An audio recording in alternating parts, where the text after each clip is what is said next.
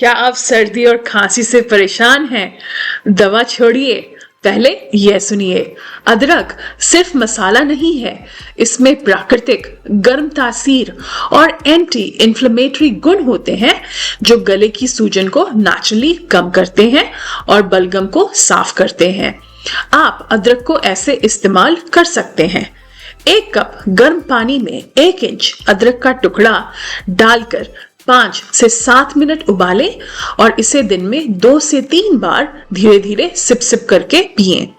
चाहें तो आप इसमें शहद या नींबू मिलाकर इसका स्वाद बढ़ा सकते हैं। अगर खांसी बहुत ज्यादा है तो अदरक का रस लेकर गरारे भी हल्के हल्के कर सकते हैं।